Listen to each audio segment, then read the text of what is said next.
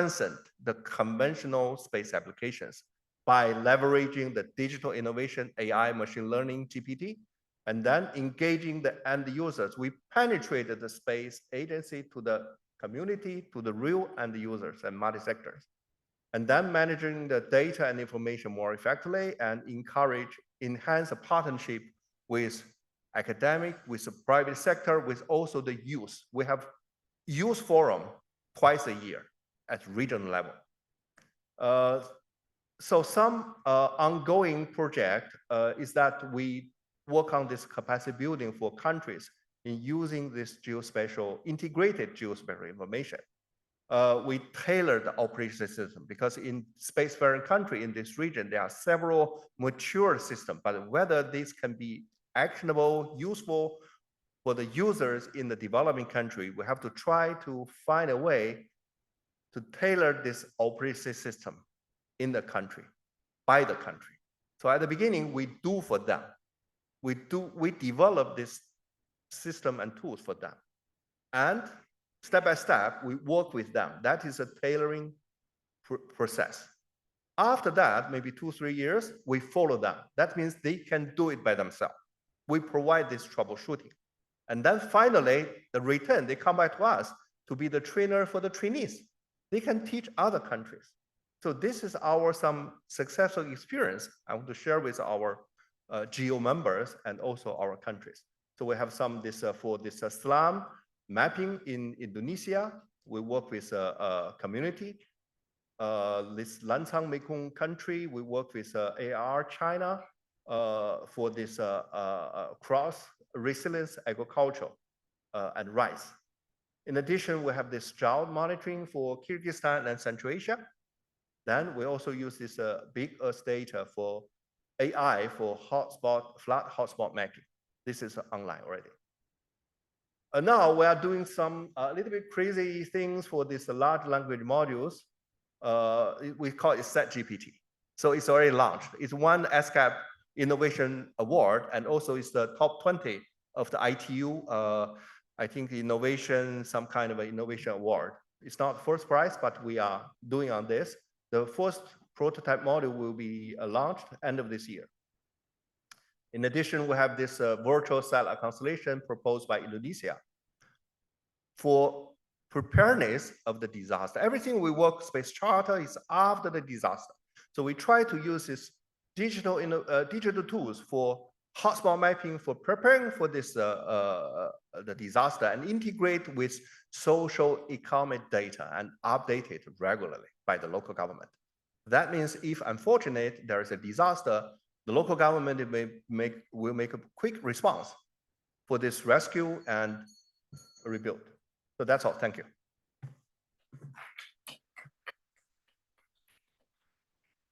Thank you so much, Kieran. I am now much more convinced with your speech that the GEO community is becoming such a rich network, global network, with UNESCAP as a founding PO, the participating organization of GEO. I didn't know that the UNESCAP and your division had so much experience and network, not only on technology, but also of course, with the tie with the member countries that you've been serving for. And now we need you and your team and your organization more than ever to connect our work program activities, our members, technical members, to connect with you users, not only the local government, national government, but also end users, and help us help your client in tailoring solutions and do the capacity building training, and also scale up the risk knowledge that through your platform. Thank you so much, Kieran, and I'm looking forward to your contribution to the discussion as well. So unfortunately, do you have the clicker? Can you just keep? Unfortunately, our PB member Bapon Frankfurt could not be here, so we have the time more dedicated to Flash Talks and can you go back to the to the panel discussion and engagement with you guys on the floor in this venue as well as online to do more discussions. So let me move on to the flash talk with Geo Work program activities, which is moderated by Allison. So I give the mic to Allison. All right. Hello, everyone. So now we're going to move on to some flash talks. They're quick and hopefully really insightful and inspiring. We're going to be looking at understanding the needs and opportunities as well as the challenges of countries and regions in building on the successes of GEO. We're going to gear towards discussing what we can do with the new GEO Work program together with countries and other potential partners such as the Resilient Planet Data Hub and GRM, as Rui mentioned, to enhance EO-based risk information for the implementation of early warnings for all. And to do so, we will have representatives of GEO Work program activities present us their insight and help us answer some of the questions that you see on the screen. So what are your EO-based knowledge and solutions that your GEO Work program activities can offer in terms of risk knowledge? And who are the current and potential new users of your EO-based risk knowledge and solutions? And how are these users using them for what impact? And so I'm very happy to take the first presentation in this case. As Rui mentioned, I'm Allison Craddock. I'm at the International Coordination and Partnership Office of the NASA Space Geodesy Program. And I'm also a member of the GEO Program Board. So in a quick 5-minute presentation, we're going to touch a little bit on like, what is geodesy? Or what are Earth observations with GNSS, and how is this technology powering the positioning apps in your smartphone used in remote sensing? How we're really propelling advocacy for GNSS enhanced tsunami early warning in the Oceania region, and some recent efforts that our Geodesy for Sendai pilot initiative has been leading, supporting GNSS infrastructure and capacity development in Tonga. So just as a quick recap, what is geodesy anyway? Our Earth is wobbling and wiggling and turning, and it doesn't do it all in a way that we think is as timely as possible. So geodesy is the science of observing the shape, the gravity, and the rotation of our planet. And we're watching it change over time. Global navigation satellite systems, a lot of people are familiar with the GPS, but there are many others. Here in China, there's BDS, Beidou, as well as Galileo from the European Union and GLONASS from Russia, and some regional systems. And these are geodetic technologies that provide precise positioning information. And they also enable a stable reference frame so that we can look at this data over time and be confident that we are looking at data of the same spot. Or if that spot has changed, how has it changed in relation to other things, as Matt noted in our earlier presentation.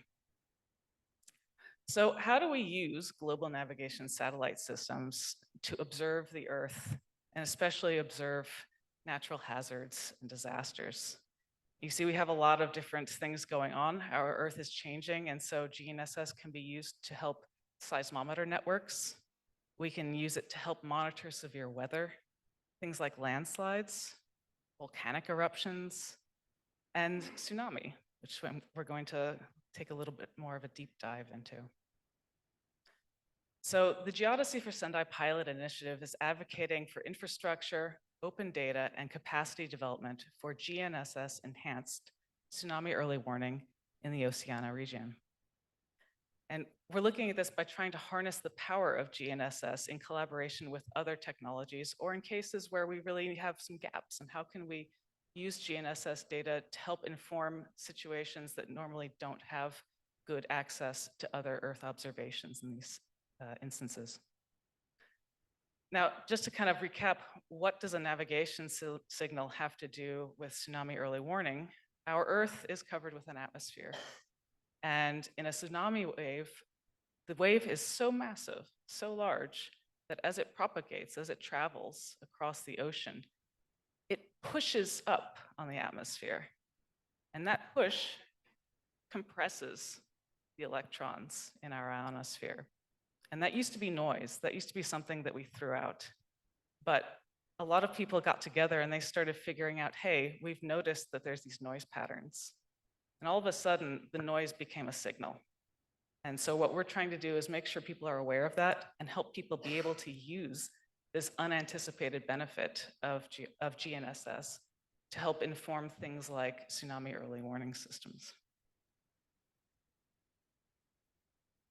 Now, recently, our colleagues have been involved in Tonga. So the most recent project has been a collaboration with the Tongan Ministry of Lands and Natural Resources. And this consisted of resource mobilization, infrastructure installation, and capacity development. Members of our pilot initiative have been working with the local surveyors from the Tongan Ministry to install and enable use of GNSS in situ infrastructure and satellite data for a variety of purposes, including to better inform Tonga's tsunami early warning systems. In this way, we are leveraging innovations in GNSS technology to address Oceania's regional needs and co-developing a tailored toolkit for users in small island developing states. Now, since the islands of Tonga are small and low-lying, the data from this effort could help inform an evacuation by approximately 10 minutes faster than current capabilities based on global seismic network analyses. Now, 10 minutes may not seem like a lot, but it could be enough to save somebody's life.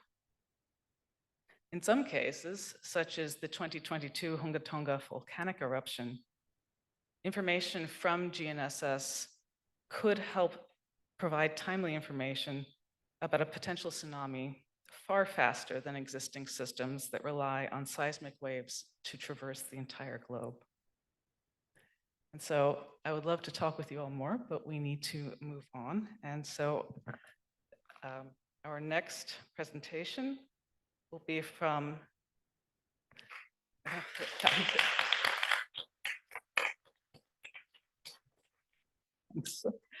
our next presenter is Andiswa Melissa at the Digital Earth Pacific Program Manager at the Pacific Community.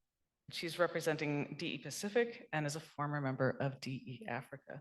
So Andiswa, the floor is yours. Thank you so much. So what is geodesy? It does take me back a little bit because I used to look at whether groundwater obstruction would cause earthquakes. That's really taking it far, but that's what normally people say. If you obstruct the groundwater, then you're going to cause earthquakes. But, yeah. So my topic is going to be on EO solutions for strengthening Pacific risk knowledge. I'm going to use an example of one country, not to say this is the only user of our services, but just to drill down in terms of what countries are experiencing and how we're supporting them.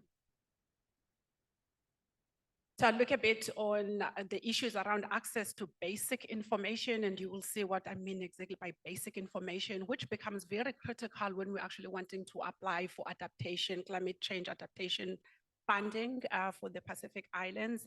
What we can do with innovative partnerships to address these gaps, and also where exactly Digital Earth Pacific fits in within the regional, providing regional services. When you talk about the basic information that's required with some of the atolls, the challenge that the low-lying islands or atolls are facing is a bit unimaginable for most of us who are coming from continental areas, in that our geomorphologies are very different, our geology is very different. Here, we're talking about places where a difference of as much as 0.5 meters, 500 can make a huge difference in terms of the loss of livelihoods and the loss of life. There is a number of scientific studies informed by various models that for the government of Tuvalu, when they were looking at their climate adaptation strategy, and needing to understand basically what should the scenarios look like and what the solutions could be. Can they actually adapt, build up, or move? And one single data information they needed was the elevation.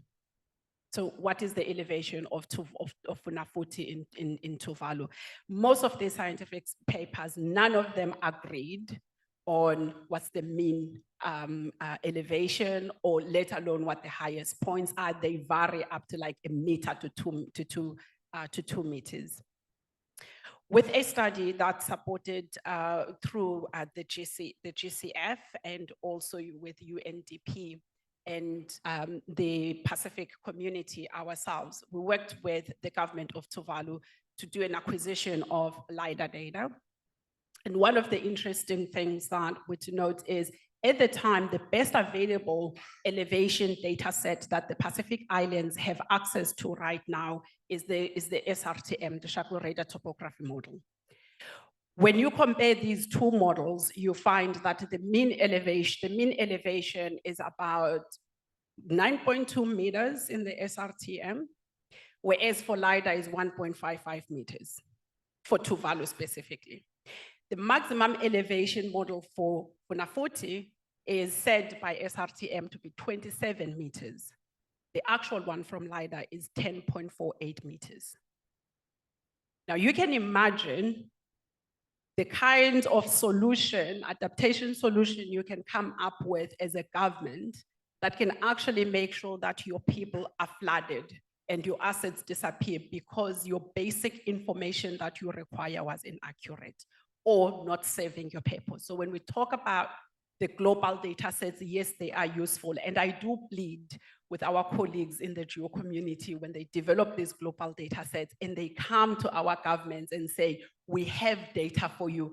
Our governments cannot make decisions on those data sets. We are misleading our governments, and therefore we're putting our people at risk. And the concept that, it's better than no data at all, that concept does not work in this case. People are still dead because we've made a decision on this data set. To strengthen the sound decision-making in this case, the acquisition of LiDAR was done and the analysis was done, and some of the tools that we actually came up with included grid and geospatial data that look at coastal inundation for hazard and risk products, looking at the current climate situation, but also enabling the models to do future climate scenarios. There's interactive access tools to shoreline change over time that the government officials from the various ministries can actually put their own scenarios in based on their own priorities and see how these changes are occurring. The tool also includes risk levels on different assets, including the populations that will be affected. And in this particular case, Funafuti is the most habited island within the country of Tuvalu. The buildings that will be affected, but also the economic losses per year that the government would be looking at if those scenarios would occur. Most importantly is that we're asking countries and governments to act. So if we give them the right data, they are in a position to actually, one, seek the funding sources that they require so that they can act. And Tuvalu put out a coastal adaptation plan.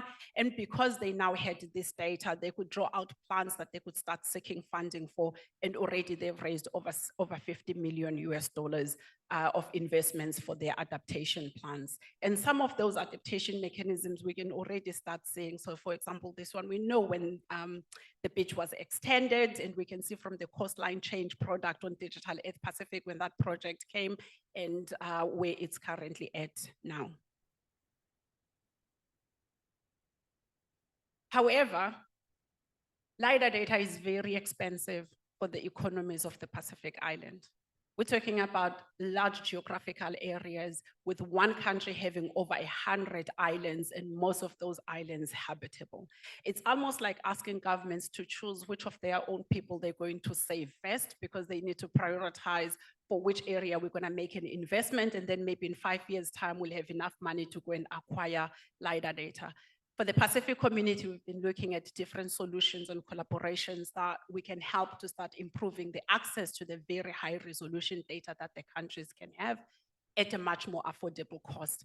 And one such is the Place Trust, where they do ultra high resolution from drone from drone data. So what I would like to highlight with this partnership is that the mechanism that the trust has put in place is they form an MOU with the government. SPC in this particular case support with your logistics financing, like the air tickets for the Place Trust. There is no cost to the government itself, but the government owns the data. And with their mechanism open to sell within the trust partners, that money is then used for the next acquisition. So the government gets a repeated acquisition still at no cost to themselves. There's a number of products that came out of this, including having a better understanding around even the assets. So it's not just the buildings that they're needing to be worried about. Their solar systems, the water tanks that are being used. All of these now can easily be mapped with the data. The second data set that's been found to be very useful is the coastline change data set. This is coming from Sentinel and Landsat data. So, but what it provides is that change over time. That's the one. And the second part is we calculate the rate of change. So governments are able to see which parts of their islands, this is about 30-meter interval along the island, how much change is actually happening in there. This is actually one of the most important things I found in our communications around this, because sometimes we hear stories on the media, and maybe I should actually go into this one. There's been so much media around the disappearing islands of Solomon Islands, all right? And it's quite true. I mean, you can see that in one spot there you had one single island. Over time, it's actually split to being two islands. There's a change of over 540 meters in a 20-year period. That's almost 20 meters a year of erosion of the coastline. But the media, when these statements come out, there's always narratives that goes like the whole of the Pacific is going to be submerged underwater. And it's misleading for governments who have to make real decisions, because actually what happens, you find that in one part of one island, you get erosion, 100 meters down, you're getting accretion. So the adaptation plans needs to be very localized. And so we need to be quite careful. And this is what this product allows the governments to actually say to get to a very low level. The second product, because the elevation information is really critical for the countries, especially near the coastal shore, we're also working on a satellite-derived bathymetry, and this will also be a regional product that all the islands in the Pacific will be covered for. There was an ask earlier on in terms of what our needs are. One of our major needs is to actually have SAR data, because you would know that with the optic satellites, we can only go at about 20 meters into the depth. But with SAR data, the scientific papers that says you can go as far as 90 meters. We need to test that. But the SAR coverage over the Pacific is very limited. So Stephen Ramage sitting right there at the back, we're pleading with CEOs and also from the European Space Agency, we're pleading, and those who are putting up India and the US working on open access SAR satellites, we're pleading that if the Pacific can please be considered to have systematic acquisition rather than one country is done and another country is done, depending on bilateral relationships. I think that was my last one. Thank you. Okay, thank you so much, Nduso. I think that this really shows us how, we think globally, but we must act locally. And that, as others have already said, no one entity, no one country or region can do this alone. And we start seeing how we need authoritative data. We need data that is combined and interoperable. And that countries like Tuvalu, we talk about climate change. Tuvalu is living it. And that is something that we really see it in action. We see that this data is not just for theory, it is for actual action right now. So that's great food for thought.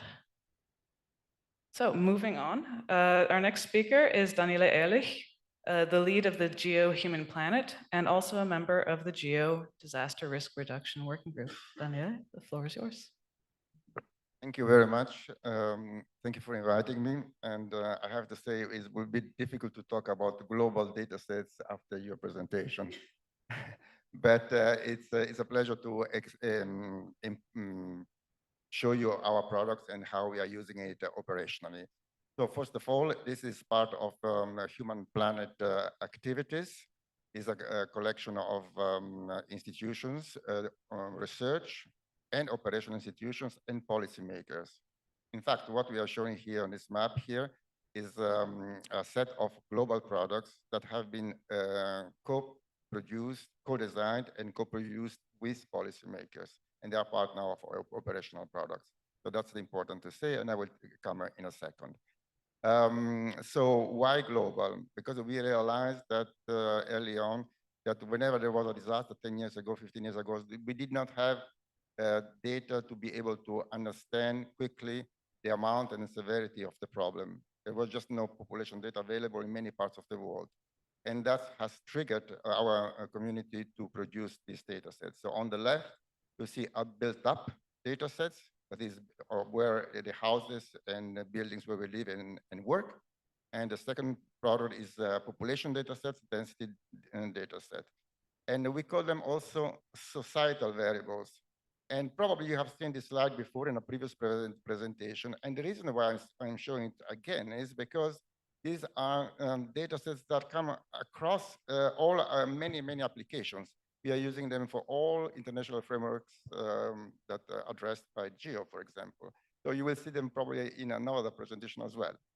But I wanted also to say that we feel that this meets also the title of this symposium, which is Intelligence for All. We feel that you cannot have intelligence for all if you don't have data sets for the entire globe. And we have a data set, global data sets. You also cannot have early warnings for all if you don't have global data sets. So this is our perspective. So there is also a third product that I need to introduce, which is a product which is outlines cities and settlements in order to be able to identify how many cities we have in the world. And we came up with a number of 11,000. This is a standardized methodology that is endorsed by the United Nations Statistical Division, and it has been produced, requested by policymakers, and we have just been creating these data sets for policymakers. So time is flying, and I just wanted to go on and then show you an example of the importance of having exposure data sets. So first the built up and then population. And also by adding that we have not only the data for now, we have them also processed from the past using all the archives of Landsat archives and now the Copernicus Sentinel archives.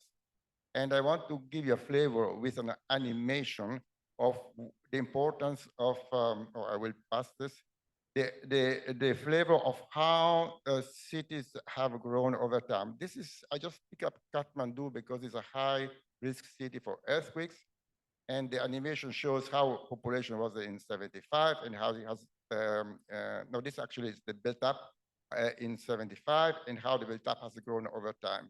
What I want to point out here is that you not only see the center of the city growing, but also the villages all around. So we are not focusing only on cities, but also on settlements or even small settlements. But most of this presentation will discuss about cities. And I want to have another presentation where I show on the left Pakistan with the flooded area over Pakistan, and the animation also shows again the increase in population over time over one of the affected areas of Pakistan in the 2002 floods.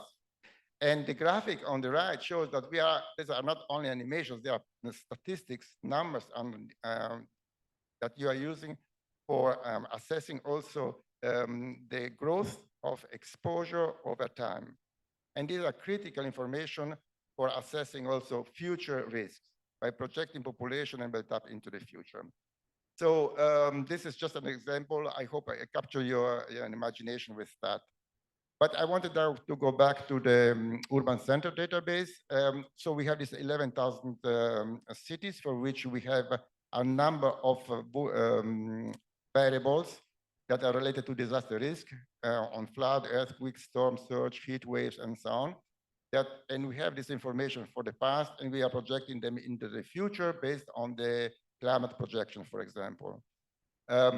We will release this new database at the World Urban Forum in November with an increased number of variables, and I invite you to download the datasets whenever you have a chance. What can you do with this data? For example, you can map population changes over time. We're just showing here the difference between 75 and 2015. You can map the exposure of flood in cities, of storm surge in cities based on certain hazard parameters, and or the urban center exposed to hazards. But then I want to tell you that it's very important that the exposure data can be used in many levels of many stages of the crisis cycle. For early warnings, and you're using them for early warnings, you have a snapshot there. You're using for early alerts, and we have a global disaster alert coordination system developed for the United Nations that is operationally used. I cannot, it's for the next presentation. Then we have a rapid assessment done with this exposure data. And of course, the most important thing is risk assessment. Yes, thank you. Just to say that this Human Planet Initiative data that you can use through GEO are also part of the Copernicus Emergency Management Service of the European Commission. We are the exposure component. You see the square on the right. That component provides also floods alert, drought alerts, and so on. We are the exposure component. I mean, this data we are talking about are the exposure component. I wanted just also to tell you that we have a number of products coming up, including the Atlas of the Human Planet, a new publication, the new Urban Center database, and a number of other information. And I think with that, my time is over, and I leave you, yes, I leave for questions. Thank you very much for your attention. Thank you, Daniel. It's fascinating to see the visuals of how our cities, our urban areas, and even villages are growing. And as we look towards, we talk about early warnings for all. Well, who are the all? It's the people. It's our neighbors across the street and across the planet. So understanding where people are really helps us know, well, if we can focus our work on certain aspects, that can really have a lot of impact. And also making sure that we don't leave anybody behind. So thank you. All right, our next speaker is Mariko Shibasaki. She is a member of the DRR Working Group and is representing the voice of the private sector in this session, a university-based venture called Locationally. Mariko-san, the floor is yours. Thank you so much. My pleasure is to introduce our applications through integration, Earth observation data, and mobility data. Our company is a geospatial AI company, a startup, and we are handling with a big mobility data, especially the people flow and the logistics and AIS. So we are conducting two projects, the Property Impact Vulnerability Estimator project in the Philippines, and the visualization. Second one is a visualization of the people flow using whole detail records in Mozambique. So before introducing our applications, let me talk about the mobility data. There are two data to represent a people flow, core detail records or CDR, and the GPS data. Both data has advantages and limitations. For example, the CDR cover all users of mobile phone and smartphone users. Meanwhile, GPS data is collected from some users of all users or the sampling data. But the GPS data, the location accuracy is better than that of CDR. So we may utilize those data considering the characteristic of both data. So let me talk about the application of mobility data. In the first application is PI project. We are detecting the building or the area from satellite imagery analysis and categorize these areas into the informal settlement area or the emerging settlement area, like slum mapping. And we are purchase the mobile GPS data to estimate the home place and the workplace of the local residents through the historical GPS data. And we are collecting the socioeconomic data through the field survey applications. So through integrated of all the data in multi-source data in the dashboard, the two localizations localizes the knowledge on social vulnerability of local community, collaborating with local NPO and the local startup. So the PIPE project will be served to the local NPO resident and the local government, like the disaster monitoring dashboard or the urban planning or the transportation monitoring system. This is the Mozambique project. This video showed the dynamic change in the population density map in the Maputo area. So you can see the many people are gathering into the center of the Maputo in daytime, but as night approaches, the peoples are leaving from the metropolitan area. So maybe the CDR or the project or demonstrated the people flow is utilized in the transportation monitoring system and the disaster management system as well. So that is the usefulness of the CDR is utilized in the normal use, like the transportation monitoring. At the same time, it could be utilized in the disaster management system to identify the people who damaged by flood or the other disasters. So as the emergency usage.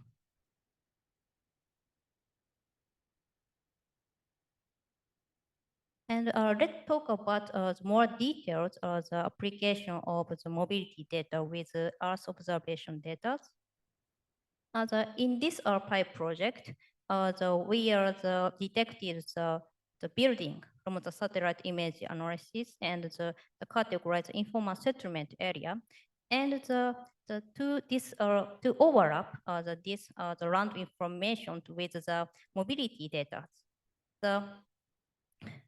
This is the PIPE dashboard provided the who will be affected on that road area in the flooded prone area. So this the information will contribute to the assessment impact on the dynamic change on the people flow on the disaster prone area or the impact of the transportation service. And this is we focused on the informal settlement areas. So the same as well as we can demonstrate the illustrated the people commuting flow in the informal settlement area. So we can identify the residential who need support in damaged area on the or the have the difficulties in commuting by disaster.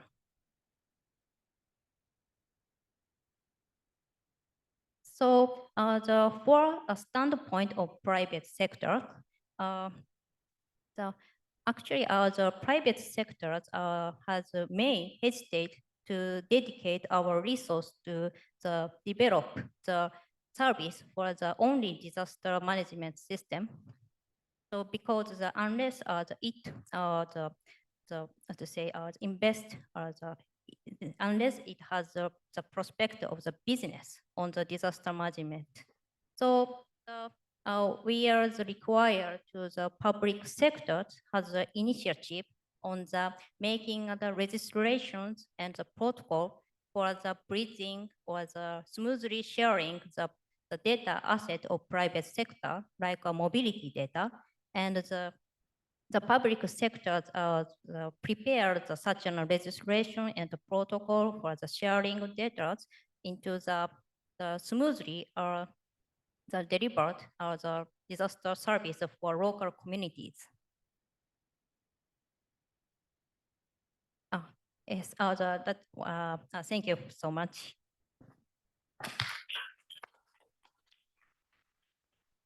Well, thank you, Marika-san. And I love that you mentioned that you're using GPS data. So kind of rounding out our flash talks, we can see how the positioning information really helps us understand where we are, who needs help, who is going to need help, how can we deliver things that are fit for purpose and really custom tailored to the people who need it most. How can we combine all of this data in ways that we never thought was possible? You know, what new things can we combine from all of these different types of Earth observation data to try to help everyone lead better lives and, you know, avoid disaster risk? So, all right. Well, it's time for discussions. It's the audience participation time of the session. So we ask you all, please do come join us on Mentimeter. Also, if anyone would like to speak, you're welcome to speak. If you prefer doing Mentimeter, if you want to talk, we'll do both. It's all about helping us have a good conversation. Yeah, just to mention that people in the audience, I encourage you to raise hand to contribute, but at the same time, we want to capture your input in writing. So please also use the Mentimeter to actually type in, you know, whether you get to speak on from the floor or not to speak. I mean, if you're shy, you can just provide input via Mentimeter only. But if you happen to be able to speak up, please make sure that you also type in your contribution in writing as well. All right. Thank you very much for the presentations. Mark Herringer, I run the Global Health Sites Mapping Project. We're building a baseline of health facility data with OpenStreetMap. And it's been really interesting to see the presentations, but what I'm missing from the presentations is that there's no mention of an e-health strategy, for instance, or the national data strategy and how open data is supporting those data strategies.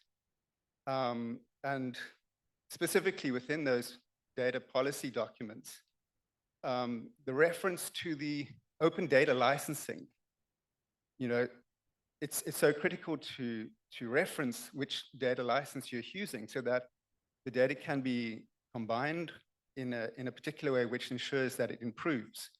And the commons, the open data commons are observed and improved because, you know, everyone is familiar with the tragedy of the commons. And so that seems to be a need.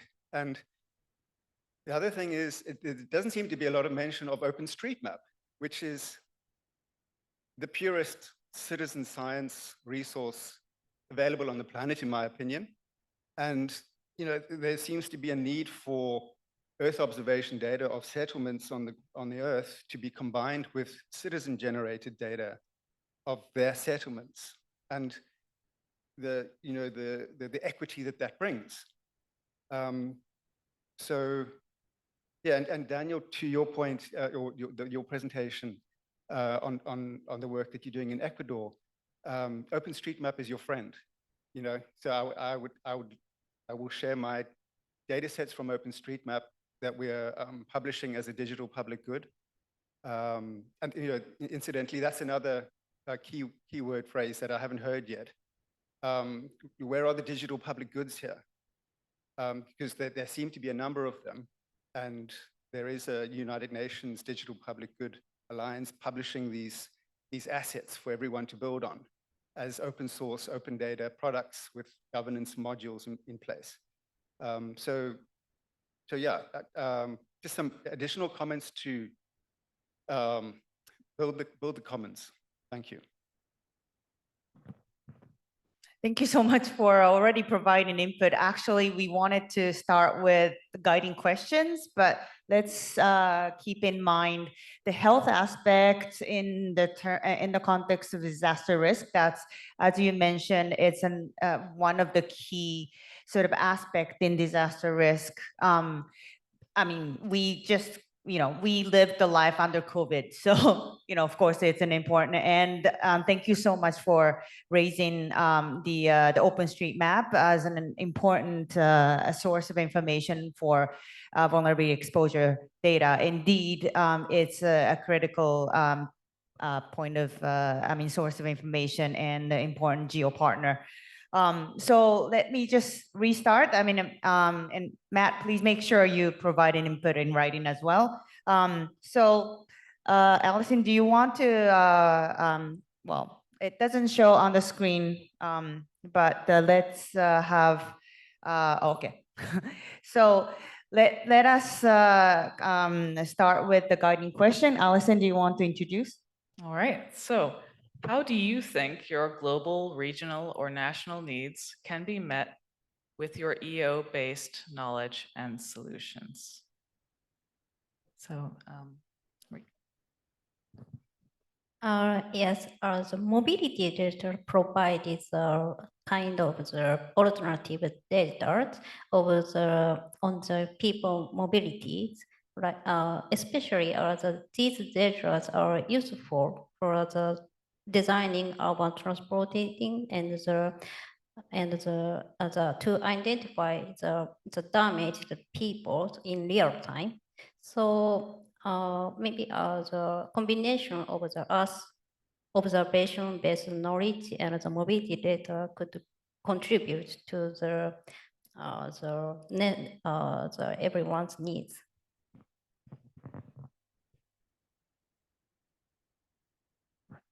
We're responding all? Oh, yes. Okay.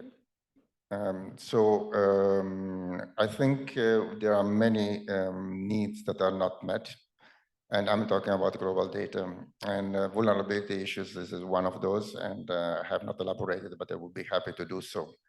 But for what refers to exposure, of course, it's also not completely met. It cannot be used by all communities, specifically today, for example, the low islands, the Pacific Islands, where you need a very high accuracy.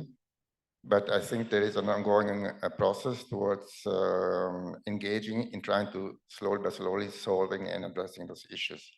So for what refers global exposure, I think we have solved the problem for some of our customers that use exposure data for global alerts and for regional risk assessments, for example. So part is solved and part needs to be solved. Thank you.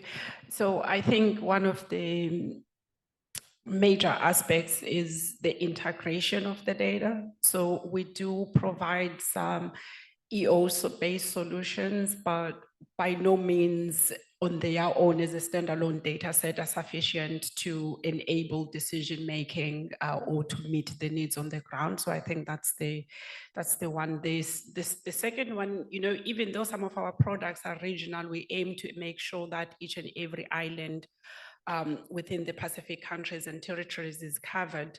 We are also mindful that the priority in terms of the needs today is not necessarily the same. So we run two processes where we do the regional products, but we also do develop products almost like ad hoc, if you will, that are quite tailored and quite specific, like we've done with the government of Tuvalu.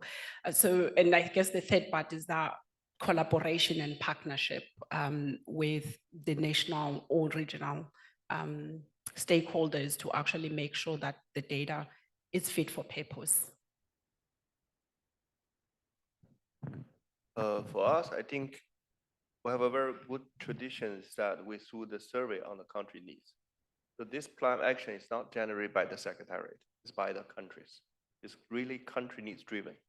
So once we talk to the country on the capacity building, we don't believe that we need everything. No, that's not true. We have to find what exactly they need.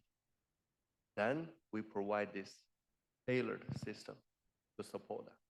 So this is our way of working in Asia Pacific. Thank you. Well, I think the open source data is very important to meet the EO-based knowledge in solutions, and we can adapt data from different resources, and we can work with private and public offices, and we can give solutions to many problems. Thank you. All right, let's take a look at what you all have said on the Mentimeter. We have from R&D to legislation. That's a great point. Can we scroll down a little bit? Should be user-driven solution. Yeah, absolutely. I think that really echoes what some of our panelists have been saying about making sure that it's tailored to specific areas' needs. Get more feedback from the endpoint user, again, kind of anchoring that. So thank you. Please keep bringing your topics to the Mentimeter. This is really important. Even if we don't read it out loud, it's going to be used in kind of informing and helping guide future geo work in this sector. So let's move to the next question. All right, which of the EO-based knowledge and solutions do you find particularly interesting? I hope this isn't a singular choice thing. I didn't realize we would be having a so yeah, if you'd like to, oh, there you go, Mariko, you are straight out of the gate.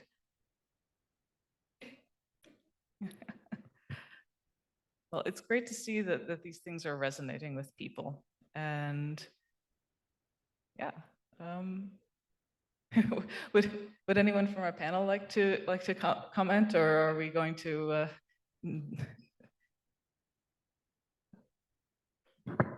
Thank you, Alison. So, as I said, ESCAP, we have this tsunami trust fund. For the GPS for tsunami early warning, it will be very useful. So we hope we can share with our member states your presentation. I believe some country will get in touch with you, right? And also for this, Melissa, I think I really went to Tuvalu 12 years ago. I really saw that the fragile of the ecosystem and also the coastal erosion. Because in the evening, I lay down on the runway because that island is 500-meter wide and 10 kilometers long. So I lay down on this runway, this is the only big place, to see the deep sky and the Milky Way. And suddenly I got wet. I think what? High tide is coming. It's flooding. So you can see this island, they need some support from us. Thank you for your hard work and great work. But if we can get this country, the people on the island can do it, that will be very useful. So this is why we try to introduce all this good methodology to our member states. And also for this, Daniel, for this, we are working on this integrated spatial and temporal data for decision-making in the local government in Thailand and in Indonesia. Slum is one of that. So in Thailand, this is Songkla, we work with the Thailand Space Agency because traffic accident in Thailand is a big problem. So we try to make this allocation of design of this ambulance spot. So within the city, 8 minutes to the hospital. Outside city, 20 minutes to the city. So the city government is trying to work on this. Geo-reference data is important. So your urban data, I think, will be very helpful. And lastly, I think we have, as I said, we have every year we have 2 regional youth forums. So the young people, they are really interested in this. they are encouraged and engaged by the UN Secretariat. But sometimes Asian culture, if the supervisor does not say something, the young people have no space to say. So we hope you can transfer this knowledge and also some tools for the young people. We also encourage the university student, your research to the paper and paper to the system and tools, then how to convert it into solution. So UN can help, GEO can help. So this is I am interested in all. Yeah, thank you. All right. Actually, Allison, you're moderating, but you're also representing the geodesy for Sendai, and I can see that the geodesy for Sendai is quite popular. But what did you think of the other panelists' flash talks? I'm sure that you find all the other presentations interesting, but what did you find was interesting about Human Planet and the presentation by Location Mind, as well as, and this was DE Pacific, for example?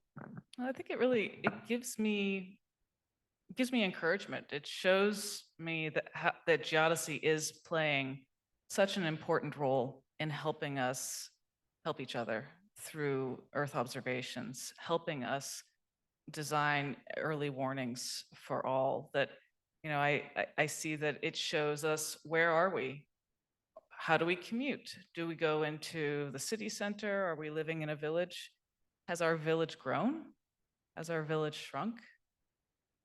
I see how it impacts in right now in small island developing states, that we look at, is the island sinking into the ocean? Why? Is it because the sea is rising? Is it because the plate is sinking? Is it both? If we're in a place where we don't see sea level rise, how do we know that it's because the land and the sea are rising at the same time? So I look at this and I see, I take it back to the geodesy community and say, keep doing what you're doing.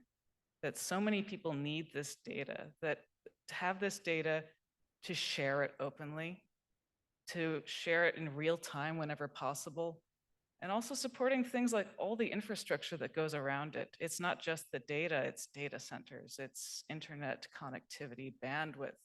All these things play into bringing people in, not leaving people behind. So yeah, I feel great seeing all of these really interesting ways that we're combining our data together, that we're working together. And so, yeah, let's keep it up. Anyone else on the stage who wants to comment on someone else's presentation? Yes, actually, I have the interest on the application of LLM in the Mr. Keran in the presentations. Actually, I found the end user, like citizens and the disaster response team in the local government unit, may not be, maybe not so familiar with the specialized analysis of the satellite imagery and the handling with the big mobility data, and maybe the LLM will contribute to enable them to handling with the big data and to choose the which data to be utilized into for the necessary insight. So I'm expecting I would like to collaborate the LLM community with the collaborations with the Earth observation data and the other multi-source data source.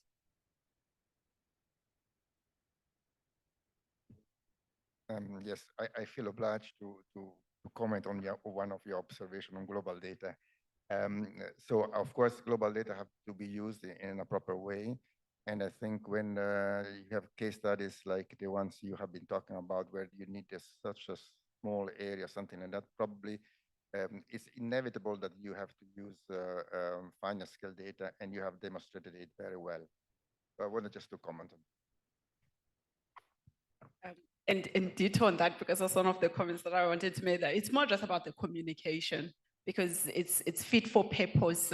We use the global data sets as well when we're looking at regional and looking just for that high level, getting a sense of what's going on and for comparison reasons. It's how we then communicate with our stakeholders and our users in terms of it's useful for that level, but not for this level, and not let them think that it applies across. So it's that communication thing that we've been talking about. I think from Daniela, I mean, I've been in Geo for a while and I know Geo close, but it's the first time, and I think context matters, right? It's the first time when I've actually come to think GeoClose for the flooding applications, you know, and this because this is one of major challenges in the Pacific, the flooding, and how we bring about Earth observation solutions to help the countries with that. And it's similarly to your solutions, Mariko. Our populations are so geographically dispersed, and the remoteness of the areas they're in, to find different ways of locating where people are. And some of these areas are in thick vegetation. It's very difficult for us to say we're actually going to even use satellite data to map where they are, but using the cell phone technologies and applications you have actually gets to start us to build and have an awareness of where people are at. With Karen, I think we've had a conversation. Before. I mean, UNESCAP is uniquely placed in the sense that you have access power, right, to space agencies and to other organizations that provide support to the Pacific. One of the things that we've been talking with our disaster team, Liti, about is how from the Digital Earth Pacific, as the remote sensing and Earth observation service provider to the Pacific community now, how can we support them better for emergency response, taking into account what you guys are already providing? And so I'll be curious if we can have an engagement around, you know, with the disaster charter, they have these various levels of registration in order to trigger the charter. And so we're looking to see if SPC can actually now provide, because now we have a technical capability to process the satellite imagery ourselves, because major challenge is the delay time between the image being captured and the product being in the hands of the NDMO, because it's going through all these steps, including us also coming through SPC before it gets to the National Disaster Management Center. So I'll be curious whether we can do something around that chain, that supply chain, to try and minimize the delay in that. Yeah, thank you. Oh, geodesy, I will not touch. I mean, like, we're so dependent on geodesy. I think, Andresa, you made an interesting point about the national charter, or international charter, sorry. You know, we talk about early warnings for all, and a lot of that, you know, the charter is invoked after a disaster. So how could we possibly think about developing policy or guidelines or something that would be a charter for early warning systems? We have a lot of data that could be incredibly useful in an early warning system, but it's not easily shared, and that's a big roadblock. You know, how can we use all this good work we're doing as examples to help influence policy and potentially move that forward?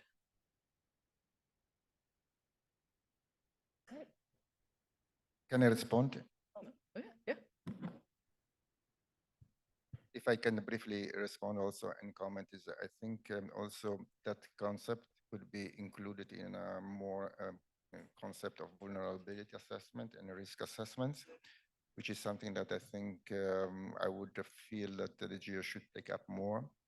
And also in that context, I feel also lost data have not been discussed much in the community, and maybe should be addressed because it's part of the UND, it's entire framework for international framework, yes, it's a risk reduction. So that's my comment. Sorry for include the political term in this discussion, but I consider it's important. I love models, I love algorithms, but it's important political terms in this discussion. For example, we had the opportunity of work in a project with Deltares about floods in Guayaquil. And when we finished the project, we presented to the mayor of some cities in Ecuador, some city. So, when we present the project to the mayor, we ask that how does it cost the project? We say $10 million. Okay, the mayor says, thank you, next. We had 2 years work in that project, doing models and some activities, but we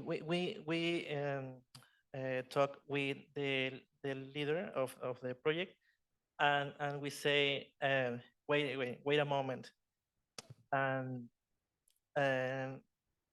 the BAU analysis, business as usual, that very important for decision makers, because when we say to mayor, okay, the project costs $10 million, but if you don't anything, the problem is bigger and it costs $15 million.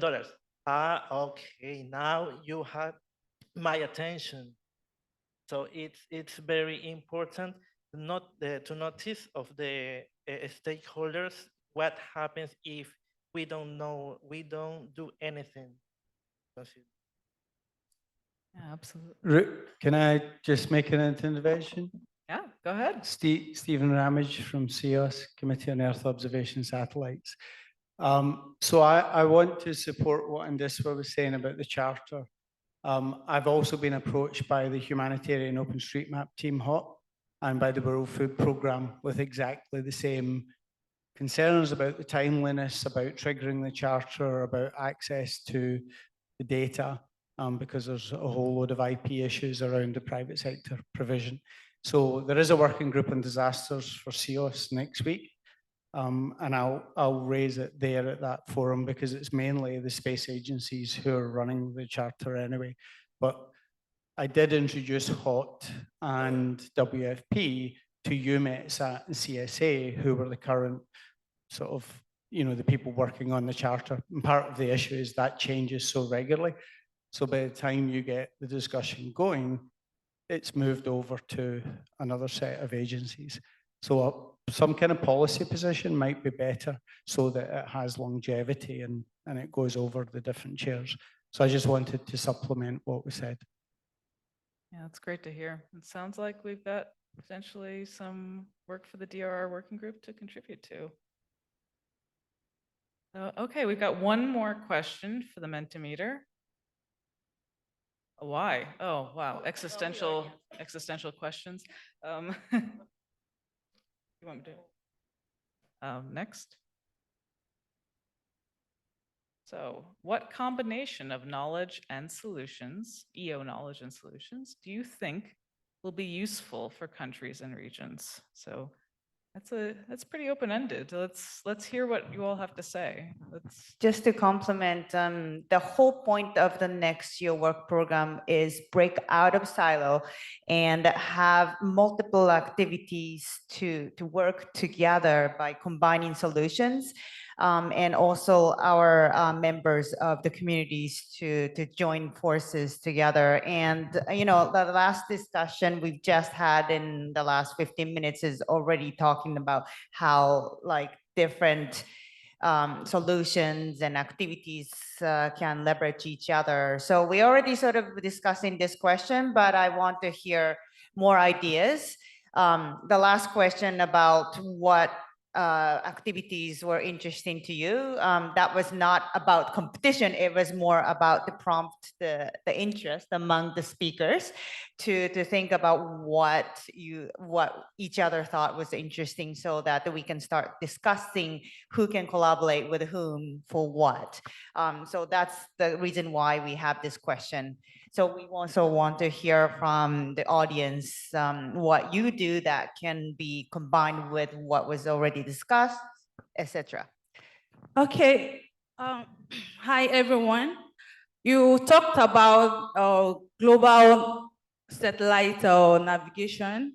So I want to know more about the positioning, the navigation, and the signal. Just a simple question. And sorry, what was the last word? Okay, I want to know more about global navigation, positioning, signals. Oh, Yeah. signals. Oh, yes. Yes. All right. Well, we could have a very long conversation about this, but I would say I represent the International Association of Geodesy, and that's the international organization that pretty much helps analyze and produce all the geodetic products and positioning information. And so we should have a conversation. Come find me at the coffee break, but we do make our data publicly available. We have in situ infrastructure, as well as we monitor the satellites. We've got 4 different global navigation satellite systems that are now broadcasting. So it's available for you. It's free for everyone. It's just a matter of making sure that you can plug into the data, and we're here for that. So that's why the International Association of Geodesy comes to GEO, so that we can connect with people who need our products, and so we can meet you and learn more and help make sure that we're doing the best work we can. So thank you. All right. All right. Any other comments?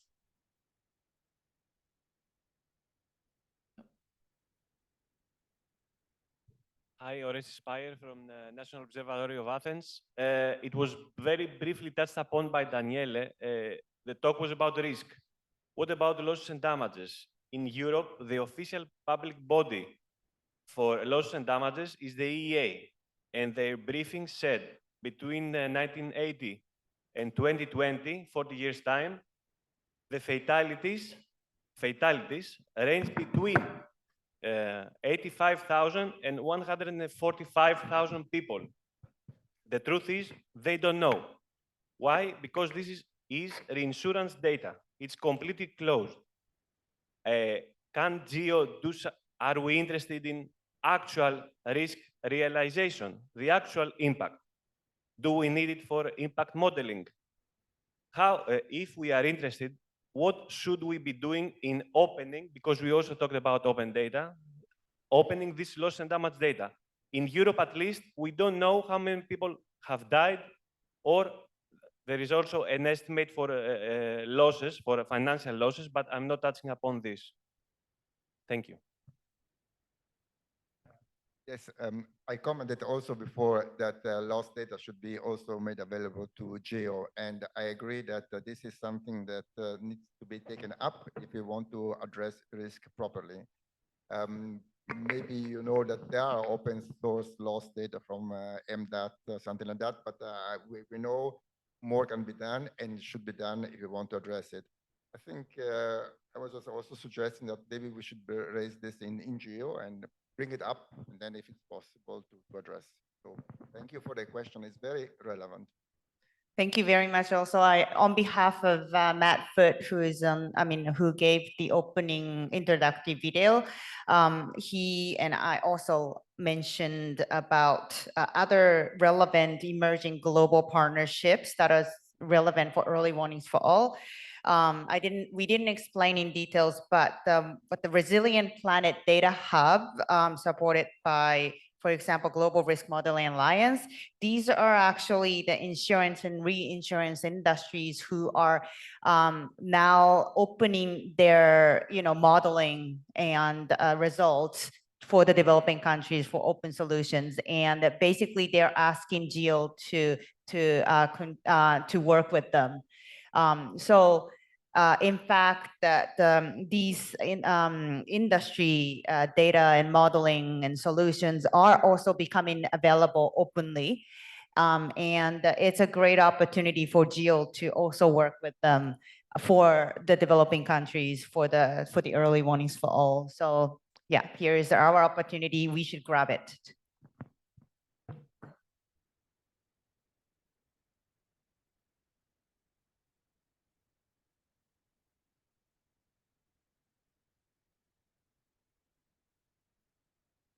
Thank you very much. Thank you for the very important presentation and the nice discussion we had. I'm Haris Kondoes. I'm coming from the National Observatory of Athens, and I would like to have one short reply for each one of the speakers about the extent that solutions and the products that you are providing to users are used actually into their daily practice. I mean, I'm sorry, I'm speaking about Europe because my experience comes from Europe, but in order to make products operationally used, it took years. And in the end, came Copernicus and some legislation, linked to Copernicus that allowed, all these, technologies and solutions and data and products to become operational. What about Pacific Islanding areas or other parts of the world that what you are providing, which is of course very useful, is really used by the users? Thank you. Thanks for that. So we're almost at time. So how about wrapping up, addressing this last comment, and then a last word from all of our speakers, if you would like to give one. Well, definitely not the last word. I just wanted maybe to come back to the OpenStreetMap. I've forgotten his name, the gentleman who made an intervention right at the beginning of our. I think all the points that he raised are quite valid, and things like the data strategies at country level, the data sharing, and the governance that goes with the data. It's definitely all in there. I think one of the challenges we had 5 minutes, 5-6 minutes to answer a question. And the next 2 days we will be in the open data and knowledge workshop. And that's when we deep dive all of those things as well. So yeah, I think you can get the more details on those from us in the next 2 days as well, but do apologize that we didn't have those footnotes around that. Digital Earth Pacific, for example, we view it as a digital public infrastructure. All of that data is open access. There's WMS, there's GeoServers, anyone can access to it. I've been in meetings where we're presenting to the Mayors Association of New Caledonia, for example, the head of GIS of New Caledonia. They've built a GIS system. He immediately connected our data to their platform. They don't even need to use our platform because they already have a system, because the integrating tools are there and they're interoperable. He immediately connected it. Now the data is serviced and accessible to everyone. So I guess, for most of ours, it's just timing. So I apologize about that. All right, anybody else? And please feel free to keep providing feedback. Thank you so much for the contributions on the Mentimeter. So I think I'll hand it over to Rui for the closing. Thank you, Alison. Thank you, all the panelists, and thank you for the people from the audience online and in person for your contribution. We only have 3 responses to the last question, which is critical for the next step. So please do provide input in writing. Meanwhile, I just want to sort of close this session, but not to close the conversation. We have to keep talking to each other about the next ideas for the next work program activities. And it's clear to me that the Early Warnings for All initiative presents both the emerging and ongoing opportunities for our geo community to connect with the policymakers and the end users, and of course the local government, regional government, to co-create effective and fit for purpose Earth intelligence for all. And in addition to long-standing public and private collaborations, public-private partnerships, including with the insurance reinsurance industry, have the great promise to further extend the benefit of our geo community to a rapidly increasing user community. So geo work program activities magnify their impact through cross pollination and co-creating diverse combination of Earth intelligence based on hazard vulnerability exposure data and to respond to the needs of most vulnerable and undeserved communities, such as the ones that Andiswa talked about in SIDS, and of course the Asia Pacific regions that Karen talked about, of course, and people in Ecuador that Daniel served, you know, the Philippines and Mozambique that that Mariko mentioned. So these are the people we need to support. We really look forward to the Neo Geo Work Program activity in the next phase by working together. Thank you very much for all your participation, and let's have the conversation keep flowing.